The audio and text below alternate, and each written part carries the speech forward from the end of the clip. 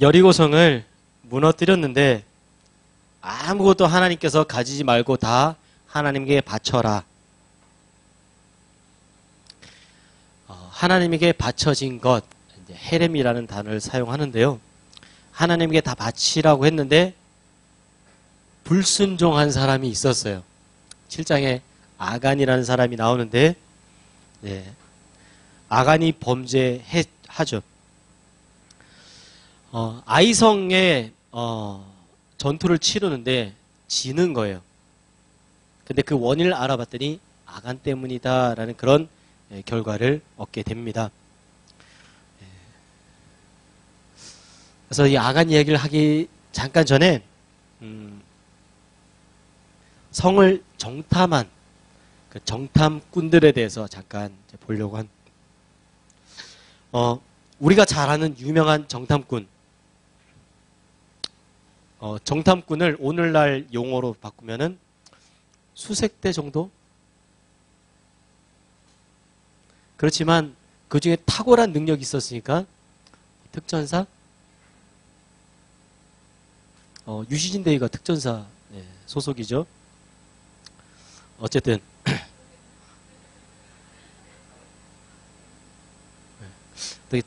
이제는 자매님들도 군 체제에 대해서 잘 아시는 것 같아요. 예, 그래서 그 굉장히 탁월한 그런 사람들이 12명이 뽑혔어요. 민수기 14장 8절에 보면 이렇게 기록하고 있습니다. 여호와께서 우리를 기뻐하시면 우리를 그 땅으로 인도하여 들이시고 그 땅을 우리에게 주시리라. 이는 과연 젖과 꿀이 흐르는 땅이니라 라고 누가 이야기했을까요? 여호수아와 갈렙이 이야기했습니다. 정탐꾼이 정탐하고 나서 그 하나님이 허락하신 지역을 보고 난 후에 와서 하는 얘기가 이거예요. 여호와께서 우리를 기뻐하시면 우리를 그 땅으로 인도하여 들이시고 그 땅을 우리에게 주시리라. 이는 과연 젖과 꿀이 흐르는 땅이라. 자, 그리고 여호수아 시대에 여리고로 정탐꾼을 2명을 보냈죠. 그 정탐꾼이 돌아와서 하는 보고가 여호수아 2장 24절에 이렇게 말합니다. 또 여호수아에게 이르되 진실로 여호와께서 그 온 땅을 우리 손에 주셨으므로 그 땅의 모든 주민이 우리 앞에서 간담이 녹더이다 하더라. 민수기의 정탐꾼과 여호수아의 정탐꾼, 어떻게 비슷한 뭔가가 있는 것처럼 느껴지시는 그런 느낌 같은 느낌이 오나요? 뭔가 있는 것 같죠?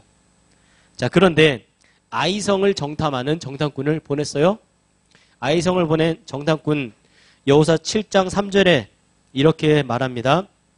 여호수아에게로 돌아와 그에게 이르되 백성을 다 올라가게 하지 말고 2~3천 명만 올라가서 아이를 치게 하소서.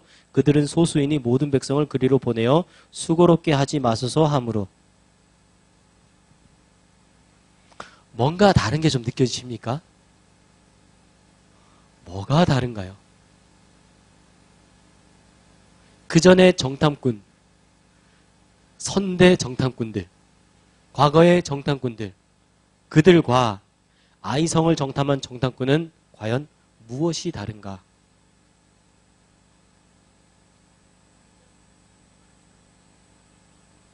네, 하나님, 여호와, 하나님이 우리를 기뻐하시면 여호와께서 그 온 땅을 우리에게 주셨으므로, 이게 아이성을 정탐한 정탐꾼들에게는 빠져 있는 거예요.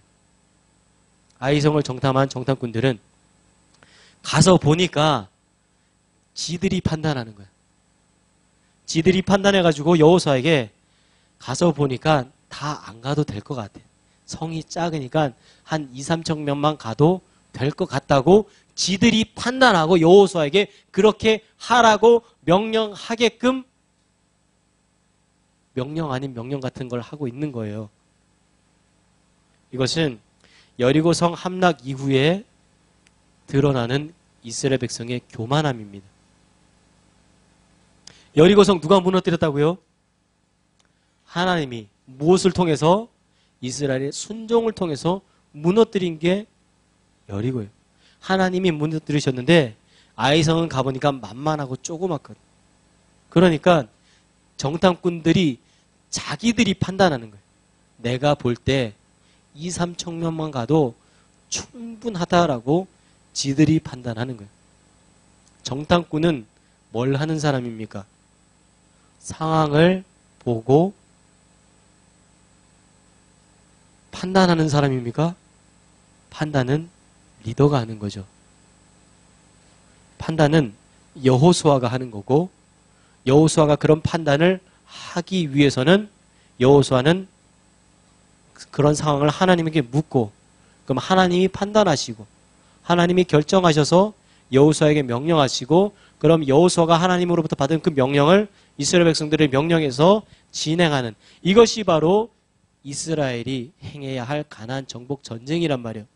그런데 정탐꾼이 와서 지들이 보고 지들이 판단하고 지들이 명령하고, 누가 빠졌어요? 하나님이 빠졌어요.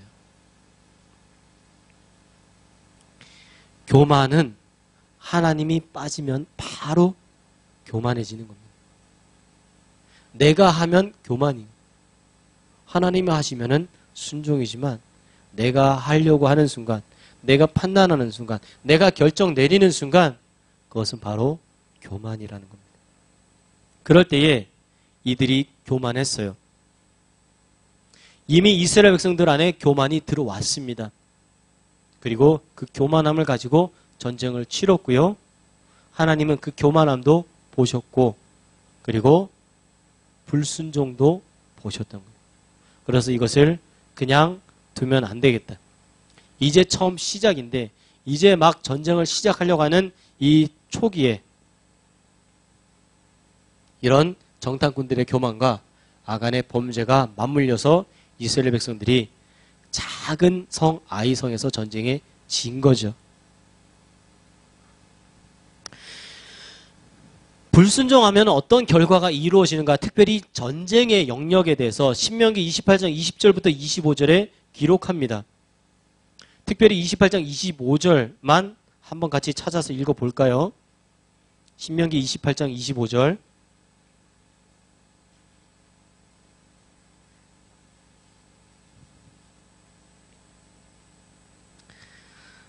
찾으셨으면 같이 읽어보겠습니다. 시작. 여호와께서 내 적군 앞에서 너를 패하게 하시리니 내가 그들을 치려 한 길로 나가서 그들 앞에서 7길로 도망할 것이며 내가 또 땅의 모든 나라 중에 흩어지고. 아멘. 불순종하여 받는 저주의 내용 중에 특별히 전쟁의 영역에서 불순종하면 하나님이 적군 앞에서 패하게 하시겠다고 신명기에 기록해 두셨단 말이죠. 그런데 아간이 불순종했죠. 그래서 하나님이 아이성에서 패하게 하신 거예요. 불순종하면 패하게 된다. 전쟁에서 지게 되어 있다라고 하나님께서 이미 신명기를 통해서 명령하시고 말씀하시고 다 알려주셨어요. 그래도 불순종합니다. 아간이요. 근데 그 아간이 나는 아니야 라고 생각하지 마세요. 내가 그럴 수 있습니다. 그래서 그 제비를 뽑아서 아간을 찾게 됩니다. 그랬더니 유다 지파 갈미의 아들 아간을 찾게 된 거죠. 아간은 마땅히 멸할 물건으로 인해서 이스라엘을 괴롭게 한 자라고 역대상 2장 7절에 기록하고 있습니다.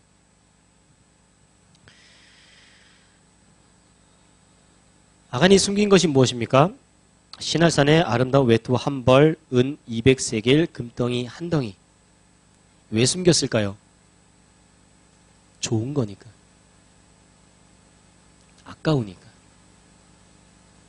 가지고 싶을 만큼 탐스럽게 생기고 보암직도 하고 가질만한 마음이 들 만큼 가짐직도 하고, 이처럼 우리 인간의 눈에 볼 때 좋아 보이는 것을 가지는 순간, 하나님이 하지 말라고 했는데 하게 되는 그 순간. 근데 이상하게 꼭 하나님은 우리가 좋아하는 걸 하지 말라고 하세요. 그렇지 않습니까? 그리고 내가 꼭 안 하고 싶은 거 자꾸 하라고 하시지 않나요? 저만 그런 거예요.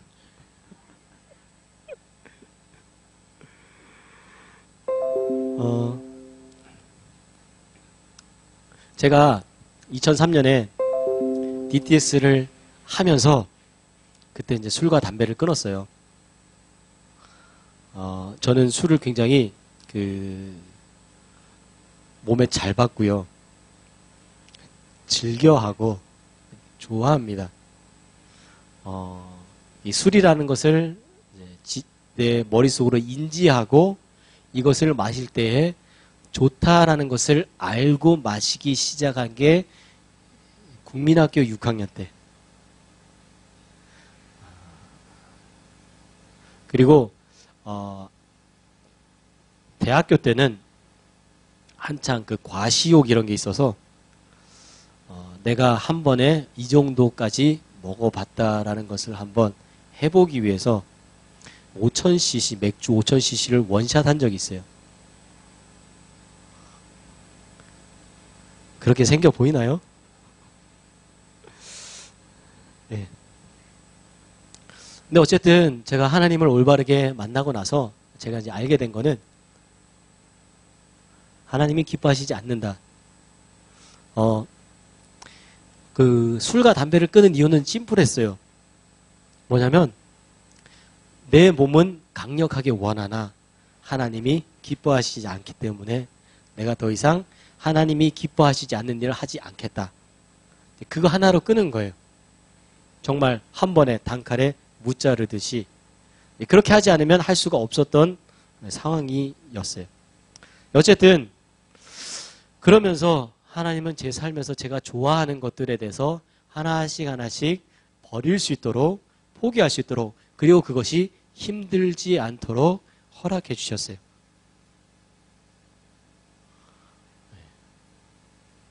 어쨌든 아간이 범죄한 이유는 아간이 그 숨긴 물건들이 정말로 숨기고 싶을 만큼 좋은 물건들이어서 그렇습니다. 우리는 그런 것들을 숨겨요. 우리가 좋아하는 것들, 하나님 앞에서, 사람들 앞에서. 그리고 내가 그것들을 가지고 유지하고 싶어하고 곁에 두고 싶어하고 계속해서 하고 싶어하고 그렇습니다. 이것이 바로 우리 인간의 본성이죠. 그럴 때 우리가 하나님 앞에 순종할 것이냐 아니면 나의 욕구 앞에 내가 순종할 것이냐 이것이 내 삶의 정체성을 결정하는 것 같아요. 내가 하나님 앞에 순종하느냐 내가 내 자신에게 순종하느냐. 그럴 때 아간이 범죄한 것은 하나님에게 온전히 바쳐진 것, 하나님 것을 함부로 만졌기 때문에 그런 거겠죠. 그래서 헤렘이라는 단어를 사용하고 이 헤렘의 의미는 바쳐진 것이라는 의미가 있습니다. 레위기 27장 28절 29절에 보면 어떤 사람이 자기 소유 중에서 오직 여호와께 온전히 바친 모든 것은 사람이든지 가축이든지 기업에 바치든지 팔지도 못하고 무르지도 못하나니 바친 것은 다 여호와께 지극히 거룩함이며 온전히 바쳐진 그 사람은 다시 무르지 못하리니 반드시 죽일지니라. 하나님께 바쳐진 것은 이것은 더 이상 내게 아닙니다. 하나님 거예요. 원래 이 땅이 바로 하나님 겁니다. 그런데 하나님이 이 땅의 모든 것을 우리가 다 사용할 수 있도록 허락해 주셨어요. 그런데 이따금 아주 가끔 하나님이 이거만큼은 나에게 줬으면 좋겠다라고 요구하시는 것들이 있어요. 내가 너무 좋아하지만 이거는 네가 나에게 가져와라 라고 내 삶에서 나에게 좀 바쳐라 라고 말씀하시는 것들이 있습니다. 그럴 때 그것은 더 이상 내 것이 아닌 하나님 것이 되는 거예요. 그런데 이것이 어떤 경우에는 물건이 되기도 하고요. 어떤 경우에는 그 짐승이 되기도 하고 심지어 어떤 경우에는 이것이 사람이 되기도 합니다. 그래서 레위기에서도 27장 29절에 온전히 바쳐진 그 사람은 다시 무르지 못하나니 반드시 죽일지니라. 다시 무르지 못하는 거예요.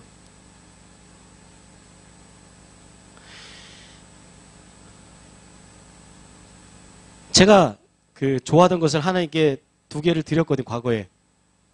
술과 담배를. 다시 무르지 못하는 거예요. 더운 여름에 땀을 뻘뻘 흘리고 나서 마시는 시원한 맥주 한 잔. 이제 술 이야기를 이제 하면은 성경은 술 취하지 말라 그랬지 술 마시지 말라 그런 거 아니냐? 이렇게 주장하는 분들이 있어요. 네, 존중합니다. 그분들의 주장. 과학자들의 연구 결과에 의하면 알코올이 단 한 방울이라도 몸에 들어가는 순간 과학적으로, 의학적으로 신체는 알코올에 취했다라고 그렇게 정의한대요.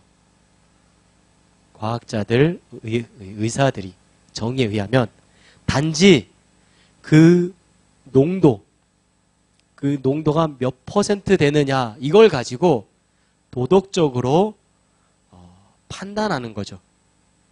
무슨 말씀인지 이해가세요? 그렇지만 학문적으로, 의학적으로 인간의 신체는 알코올이 한 방울이라도 들어가는 순간 몸은 알코올에 취했다라는 정의를 내린다고 합니다.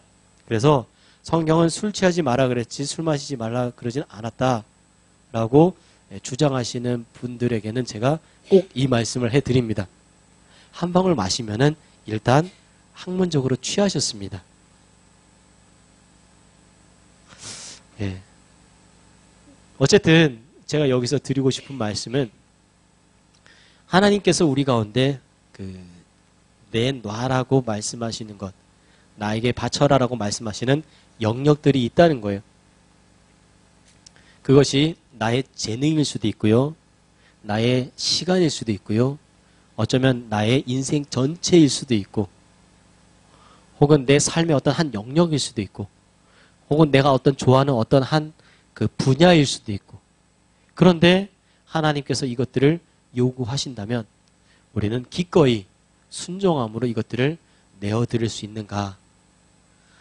아간의 범죄를 통해서 이런 고민도 한번 해보면 좋을 것 같아요. 그런데 하나님께서는 모든 것을 나에게 가져와라 라고 하시는 그런 아주 욕심이 많으신 분이신가? 아니요. 여기 한 군데서 그렇게 하신 거예요. 여리고성에서만. 그 이후 전투에서는 이스라엘 백성들이 전리품을 취합니다. 이거는 굉장히 하나님께서 이례적인 아주 흔치 않은 아주 특별한 상황에서 내리신 명령이라는 거죠. 이것은 어쩌면 하나님이 이스라엘 백성들에게 주시는 테스트라는 거예요. 시험이라는 단어는 한국 사람들 정서에 어감이 약간 이제 부정적인 느낌이 있어서 제가 테스트라고 설명을 드리는데 하나님께서는 이 시간을 하나님은 이스라엘 백성들을 계속해서 순간순간 테스트하시는 거예요. 요단강을 건너가는 것, 여리고를 돌게 하는 것, 과연 온전한 순종을 계속해서 해나가고 있는가. 그리고 여리고에 무너진 것들, 그리고 전리품을 온전히 하나님께 다 바치라. 이것도 하나의 테스트인 거죠. 그럴 때에 하나님의 이 테스트를 통과하지 못하면 하나님으로부터 이런 순종하지 못한 결과로 인해서 얻게 되는 심판을 받게 된다는 것을 명확하게 알려주기 위한 하나님의 의도가 있으신 거죠. 그래서 아간이 범죄했고 그 결과로 아간이 죽게 되고 그 아들, 그 딸, 심지어 그 집의 가축들 모든 것들이 다 죽임을 당하게 됩니다. 자, 그러면 여러분들이 저에게 질문을 안 하시길래 제가 여러분들이 질문을 하나 하겠습니다. 자녀들은 무슨 죄일까요?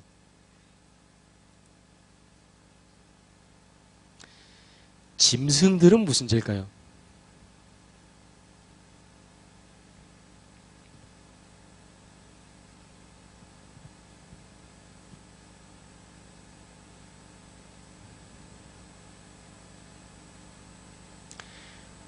답은 안 하셔도 돼요. 한번 생각해 보세요. 아간이 범죄했어요. 그래서 아간이 심판받는 건 당연하죠. 그런데 그 자녀들은 무슨 죄인가? 그리고 그 집에 있던 짐승들은 무슨 죄인가? 왜 그들까지도 하나님으로부터 심판받아야 하는가?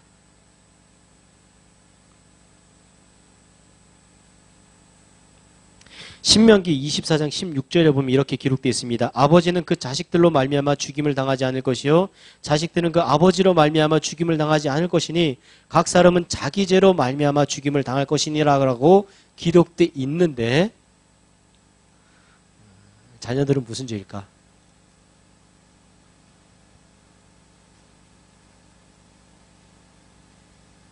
죄를 알면서 은닉했다. 그렇죠. 그럴 수 있을 것 같아요. 그러면 짐승들은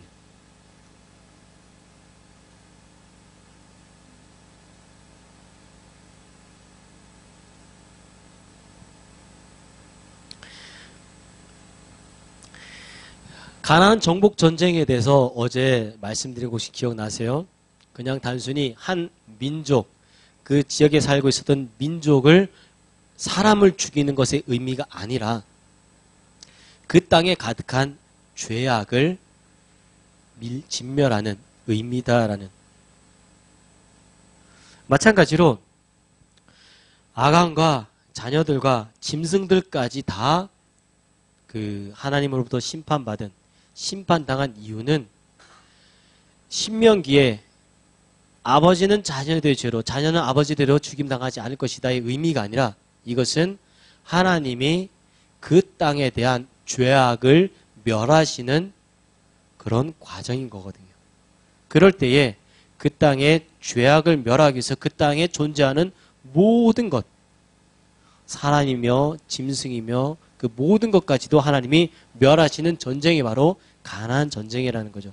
그러니까 단순히 한 민족이 다른 민족을 쳐들어가서 땅을 빼앗는 그런 수준이 아니라 하나님의 입장에서 죄악이 가득한 땅에 그 죄악을 말끔히 죄악을 없애는, 그럴 때 이스라엘 백성이 도구로 사용되는 것처럼 아간의 범죄는 하나님께서 멸하여야 할 죄악이라고 정의를 하신 거죠. 그래서 그 집안의 모든 것이 함께 진멸당하는 그런 결과를 얻게 된 것입니다.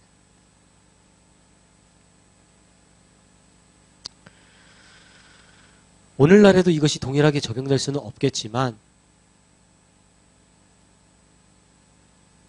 하나님께서는 반드시 죄를 멸하시는 분이시라는 것을 우리가 기억하면 좋을 것 같고요.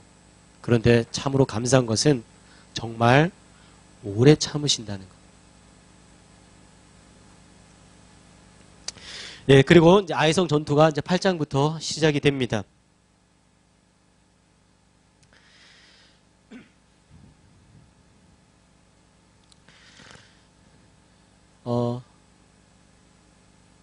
아이성 전투에 대해서 이렇게 전쟁을 이렇게 치르고 이런 것들, 뭐 전술에 대한 이야기도 나오고요. 몇 명이 참석했고 이런 이야기도 나옵니다. 그리고 아이성의 왕과 아이의 모든 백성 12,000명을 잡아서 죽였고, 그리고 성읍의 가축과 탈취한 물건을 얻어서 이스라엘 백성들이 사기가 충만하게 되었다. 이런 내용들이 있습니다. 예. 그리고 나서 8장에 세겜에서 다시 한번 언약을 갱신하는 사건이 나옵니다. 여호수아 8장 30절에 보면 그때의 여호수아가 이스라엘의 하나님 여호와를 위하여 에발산에 한 제단을 쌓았으니, 제단을 쌓고 에발산에서 율법을 낭독하는 사건, 이것이 바로 이제 세겜 언약, 세겜에서 다시 한번 언약을 하는데요. 에발산과 그리심산 이 두 산에 지파들이 각자 나눠져서 올라가죠. 그러면 얼마나 가까운가 봤더니 굉장히 가까워요. 에발산, 그리심산, 그리고 그 사이 계곡이 이제 세겜이라는 지역이고요. 지도상으로 그렇게 가깝게 안 느껴지시면은 그리심산, 에발산. 여기서 여기가 다 보이고 여기서 여기가 다 보이죠. 그리고 여기 이제 가운데가 이제 세겜이 되는 거예요. 여기서 이스라엘 백성들이 하나님에게 다시 한번 언약을 맺습니다. 왜 그런가? 왜 여기서 언약을 맺었을까요?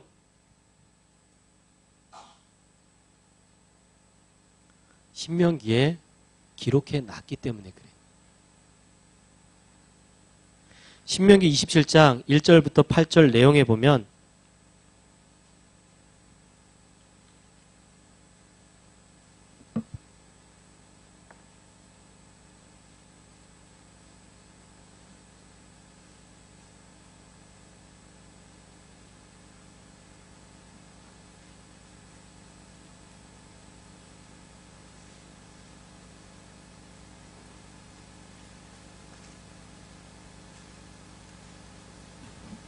신명기 27장 1절부터 8절에 보면 모세와 이스라엘 장로들이 백성에게 명령하여 이르되 내가 오늘 너에게 명령한 이 명령을 너희는 다 지킬지어다 라면서 이야기를 하는데 너희가 요단을 건너 내 하나님 여호와께서 내게 주시는 땅에 들어가는 날에 큰 돌들을 세우고 석회를 바르라.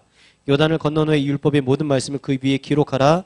그리하면 내 하나님 여호와께서 내게 주신 땅 곧 젖과 꿀이 흐르는 땅으로 내가 들어가기를 내 조상들의 하나님 여호와께서 내게 말씀하신 대로 하리라. 너희가 요단을 건너거든 내가 오늘 너에게 명령하는 이 돌들을 에발산에 세우고 그 위에 석회를 바를 것이며 또 거기서 내 하나님 여호와를 위하여 제단 곧 돌담을 쌓되 그것에 쇠 연장을 대지 말지니라. 너는 다듬지 않은 돌로 내 하나님 여호와를 제단을 쌓고 그 위에 내 하나님 여호와께 번제를 드릴 것이며 또 화목제를 드리고 거기서 먹으며 내 하나님 여호와 앞에서 즐거워하라. 너는 이 율법의 모든 말씀을 그 들은 돌 위에 분명하고 정하게 기록할지니라 라고 신명기에서 명령하고 있기 때문에 그 명령대로 그대로 여기서 하는 거예요. 하나님 명령과 말씀에 순종하는 순간이죠. 자, 그러면 또 여러분들이 질문 안 하셔서 제가 질문을 드리겠습니다. 왜 제단을 쌓을 때 돌로 돌을 쌓을 때 다듬은 돌로 쌓지 말라고 할까요?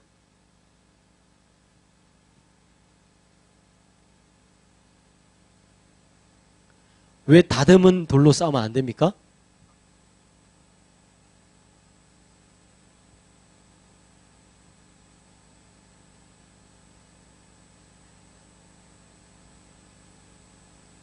왜 돌로 다듬으면 안 될까요? 생각을 해보세요. 상상력을 펼쳐보세요. 자유롭게.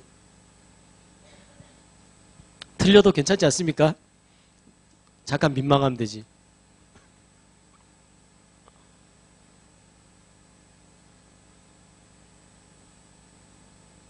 인간의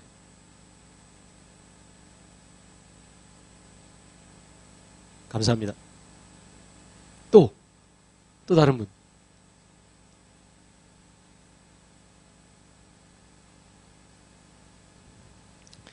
힌트를 좀 드릴까요? 네.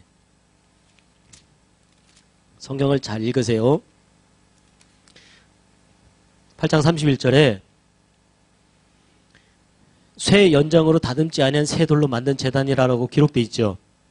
그 앞에 모세의 율법책에 기록된 대로 이게 힌트입니다. 찾아볼까요? 출애굽기 20장 25절. 출애굽기 20장 25절.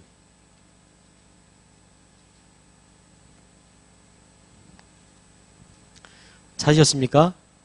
예. 거기에 이렇게 기록되어 있습니다. 내가 내게 돌로 제단을 쌓거든 다듬은 돌로 쌓지 마라. 내가 정으로 그것을 쪼면 부정하게 함이니라. 율법으로 그렇게 하지 말라고 명령하셨어요. 그 이유는 그렇게 하면 부정하게 되기 때문에. 그래서 다듬지 않는 돌로 제단을 쌓는 겁니다. 네, 어쨌든 그리고 나서 모세가 돌의 율법을 기록하고요. 이곳에서 하나님과 다시 한번 언약합니다. 하나님께서 명령하신 대로 우리가 지금 여기에 왔고요. 그리고 여기서 우리가 하나님 명령대로 지금 이것들을 하고 있습니다. 그러니 뭐예요? 그러니 하나님이 우리에게 명령하신 그 명령대로 우리가 다 땡땡 하겠습니다. 뭐예요? 순종하겠습니다. 다 지켜 행하겠습니다. 심지어 제단을 쌓을 때도 하나님이 명령하신 그 명령대로 땡땡해서 제단 쌓는 거예요. 순종해서.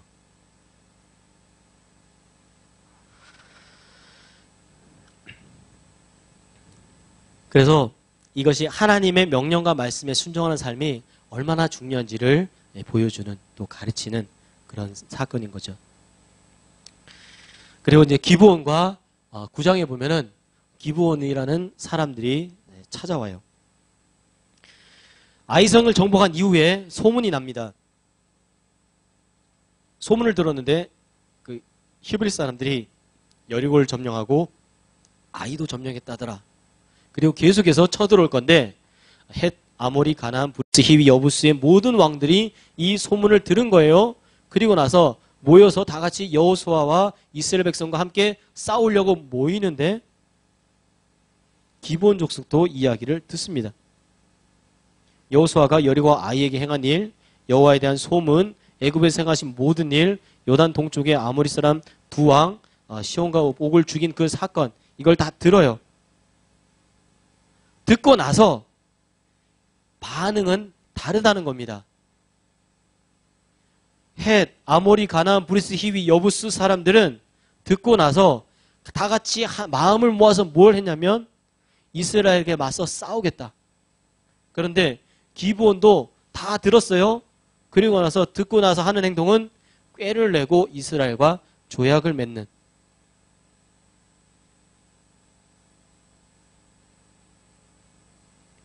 그럴 때 이들이 그 기브온과 조약을 맺죠. 그리고 나서 기브온 사람들과 화친하고 조약 맺고, 그래서 조약에 맺은 결과로 어떻게 하냐면 하나님을 집을 위해서 제단을 쌓고 나무를 패고 물을 기른 자로 너희들은 살아라 라고 이렇게 결과가 됩니다. 그런데 문제는 그들이 화친하려고 왔을 때 이들이 실수한 거예요. 뭐냐면 여호와께 묻지 않았다는 거예요. 하나님 분명히 이스라엘 민족들이 가나안을 멸하라고 말씀하셨습니다. 물론 이 기브온 사람들이 이스라엘 백성들을 속였어요. 우리 가나안 사람 아니다. 멀리서 왔다. 그래서 속이는 거예요. 속을 수 있죠. 근데 중요한 건 무언가를 결정할 때 하나님, 이들이 가나안 족속이 아니고 멀리서 왔다고 하는데 우리와 화친하기를 원합니다. 우리가 이들을 어떻게 해야 할까요? 라고 물었으면 참 좋았을 텐데 묻지 않아요. 그리고 나서 자기들끼리 그래 그러면 그럴까? 결정해버립니다.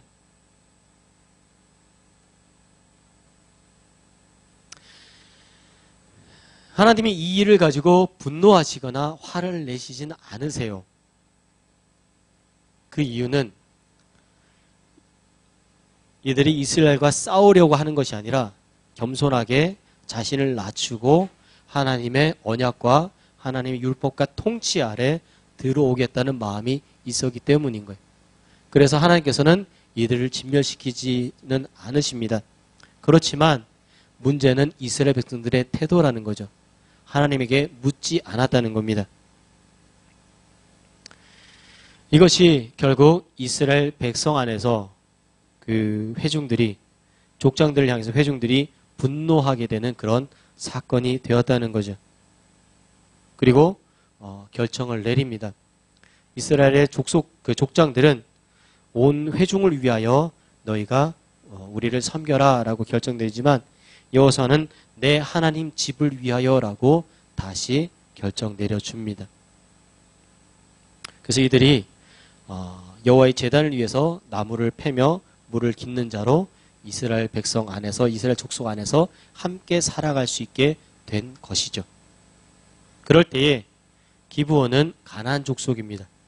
가나안 족속 안에서 한 민족이 통째로, 한 족속이 통째로 이스라엘 안에 들어오게 되는 그런 계기가 되는 거죠. 그런데 하나님은 이들을 받아주세요. 분명히 진멸의 대상이었거든요. 하나님은 근데 이들을 받아주십니다. 창세기의 노아의 홍수 때, 노아가 방주를 지을 때에 노아의 가족들만 구원받는 거였어요. 그런데 만약에 그 중에서 그 방주에 짓는 모습을 보면서 그 방주에 우리도 좀 타자 하는 사람들이 있었다면 그들은 살았을 겁니다. 하나님은 진멸하고 계시지만 여전히 그 안에서 구원의 통로를 계속 열어두고 계시는 거예요. 그 구원의 통로를 열어두시는 그 하나님을 우리가 성경 안에서 계속 만나면 좋겠습니다. 아모리 연합군과 전투를 가집니다. 읽어보시면 알만한 내용입니다. 어렵지 않아요. 여호수아가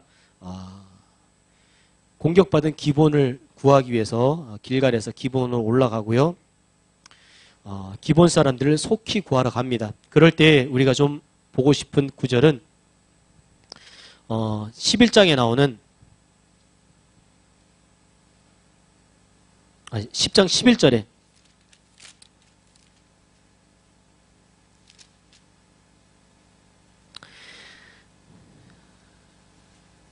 그들이 이스라엘 앞에서 도망하며 베토론의 비탈에서 내려갈 때에 여호와께서 하늘에서 큰 우박덩이를 아세가에 이르기까지 내리심에 그들이 죽었더니 이스라엘 자손이 칼에 죽은 자보다 우박에 죽은 자가 더 많았더라. 하나님이 직접 싸우시는 거예요. 하나님이 직접 죽이시고요. 하나님이 직접 진멸하시고 하나님이 직접 멸하십니다. 심지어 이스라엘 백성들의 손에 죽은 자들보다 훨씬 더 많이 죽었다는 거예요. 우박에 맞아서. 이것은 하나님이 전쟁을 치르시는 것을 보여주는 거예요. 전쟁의 주인이 누구신가? 하나님이시라는 것. 하나님이 직접 이 전쟁을 이끌어 가시고 진행하시고 가장 앞에 서서 이 전쟁을 치르고 계신다는 것. 하나님이 적극적으로 세상 가운데 가나안 땅에 존재하는 악을 진멸하고 계시는 것을 우리가 볼 수가 있는 거죠. 그리고 이런 하나님의 모습을 보면서 이스라엘 백성들은 하나님이 우리와 함께 하시는구나. 하나님이 내 대신 싸우고 계시는구나. 하나님이 가장 앞장서서 싸우고 계시는구나. 그 하나님을 우리가 따라가자.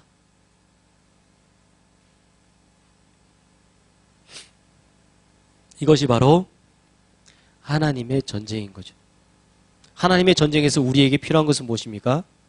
하나님의 전쟁에 속한 우리에게 필요한 것은 바로 군대 장관이신 하나님이 가라 명령하시면 가고 서라 명령하시면 서고 오른쪽으로 돌아라 명령하시면 돌고 왼쪽으로 돌아 명령하시면 돌고 일로 가라 그러면 일로 가고 절로 가라면 절로 가고 일로 가라 그러는데 하나님 이쪽 길이 훨씬 더 좋은데요. 이게 필요가 없다는 거예요. 군대에서는 상관이 명령하면 그냥 하는 겁니다. 그리고 그 결과는 누가 책임집니까? 그 명령을 내린 사람이 다 책임을 지는 거예요. 그러면 부하는 그 상관을 믿고 그냥 따르는 거죠. 하나님이 이스라엘 백성들의 군대 장관이 되신 총사령관이 되셔서 명령하시고 그런데 그 총사령관이 돌격 앞으로 열심히 싸워 나는 뒤에서 지켜볼게 그게 아니라는 거예요. 가장 앞장서서 싸우신다는 거죠. 보통 그 전쟁에서 보면은 제일 앞에 전쟁을 치를 때 가장 앞에 가는 사람들이 정탐꾼, 수색대 이런 사람들이 제일 앞에 가요. 그 다음에 가장 전투를 잘하는 그런 부대가 가고 그 다음에 그 보편적인 그런 보병 부대 그 다음에 그 왕을 둘러싸고 있는 호위 부대 그리고 그 뒤에 식량을 끌고 가는 그런 보급 부대 이런 순으로 갑니다. 그래서 보통 왕은 전쟁의 제일 앞에 서지 않아요. 중간쯤 있습니다. 뒤에서 전쟁의 상황을 지켜보면서 지휘를 해야 되고 명령을 내야 되고 돌격 앞으로 공격하라 혹은 후퇴해라 이런 명령을 내려야 되기 때문에 그렇습니다. 그리고 왕이 죽으면은 전쟁이 끝나요. 보통 그래요. 그런데 우리 하나님은 안 죽으시잖아요. 제일 앞에서 싸우시는 거예요. 안 죽으시기 때문에 제일 앞에서 싸우시는 것이 아니라 하나님은 이스라엘 백성들을 보호하고 사랑하시고 아끼시기 때문에 제일 앞에서 싸우시는 것 같아요. 그런 하나님이 내 삶에서 가장 앞에서 나를 인도하시고 이끌어 가신다면 우리가 오늘 하루를 살아가는데 두려울 게 없겠죠. 하나님이 내 삶을 이끌어 가시고 내 삶에서 가장 앞에 서서 내 삶을 이끌어 가신다면 나는 그 하나님 바라보고 따라가기만 하면 되는 거잖아요. 그러면 지금 내가 걷고 있는 이 길이 때로는 하나님이 가고 계시는데 그 길이 가시밭길이어도 그 하나님을 신뢰함으로 지금 조금 아프지만 갈 수 있는 거예요. 내가 지금 이거 조금 아픈데 다른 길로 가면 어떨까? 더 좋아 보이는 길로 가면 어떨까라고 돌아서는 순간 지뢰밭을 만날 수도 있다는 거예요. 그럴 때 하나님 왜 이렇게 힘든 길로 나를 끌어가세요? 그게 아니라 하나님이 끌어가신 그 길이 지금은 당장은 내가 죽을 것 같이 느껴지는 그런 고통의 길이라고 하더라도 하나님께서 인도하신 그 길이 가장 좋은 길이 된다는 겁니다. 이스라엘 백성들에게도 이들과의 전투가 하나님께 이들에게 이스라엘 백성들에게 가장 좋은 전투였던 거죠. 왜냐하면 하나님이 가장 앞장서서 이 전쟁을 이끌어 가시기 때문에. 그래서 이스라엘은 계속해서 승리합니다. 모든 전쟁에서 승리하는 거예요. 이 빨간색이 전쟁을 치른 그런 것들이거든요. 쫓아가고 도망가고 계속 따라가면서 죽이고, 심지어 하나님은 해도 멈추시죠. 전쟁을 치르기 위해서. 그래서 요단을 건너 여리고를 취하고 아이성을 취하고 이 가나안 지역 남쪽 지역을 전쟁을 치릅니다. 그래서 남쪽 지역을 다 차지하게 돼요. 남쪽 지역을 다 차지한 이후에 이제는 다시 북쪽으로 올라가서 북쪽을 차지합니다. 그래서 북부 지역을 전투를 치르는 거예요. 그럴 때 하솔에 대해서 나옵니다.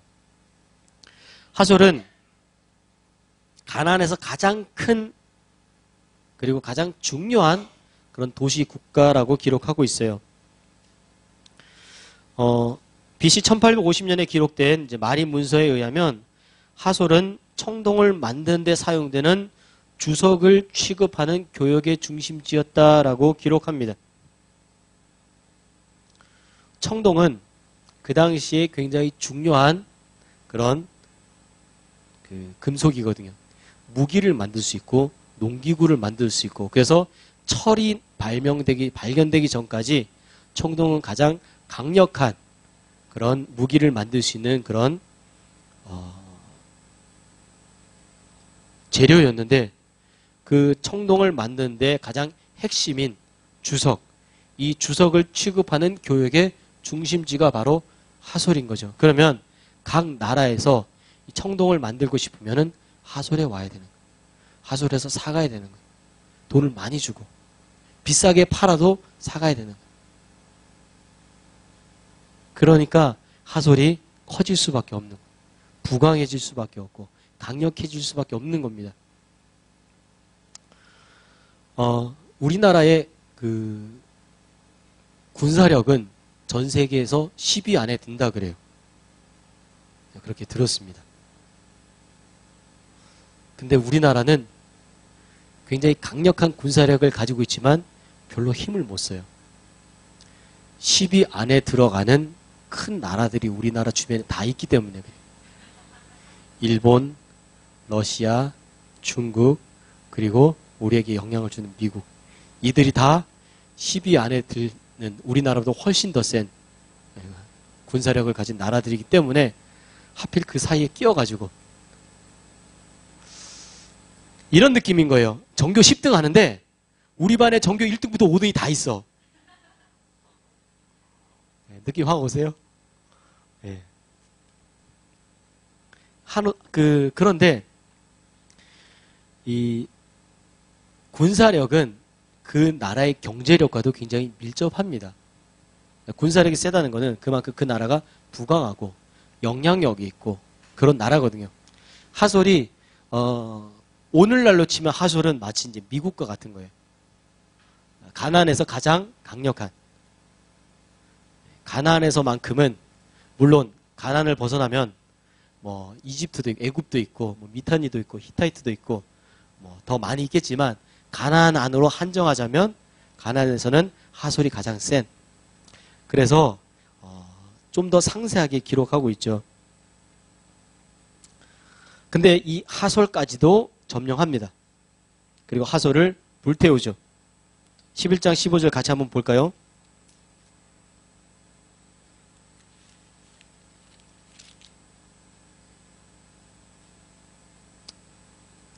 그리고 나서 11장 15절에 보니까 이렇게 기록합니다. 여호와께서 그의 종 모세에게 명령하신 것을 모세는 여호사에게 명령하였고 여호사는 그대로 행하여 여호와께서 모세에게 명령하신 모든 것을 하나도 행하지 아니한 것이 없었더라. 그래서 이 하솔도 멸망시키게 된 것인데, 명령 체계가 이렇습니다. 여호와 하나님이 모세에게, 모세가 여호사에게, 여호사가 이스라엘 백성들에게, 이게 그대로 이루어지면 모든 것이 다 잘 되는 거예요. 결국 이것은 하나님의 명령에 순종하고 순종했더니 하나님께서 약속하신 그 약속들이 다 이루어진 것을 볼 수가 있는 거죠.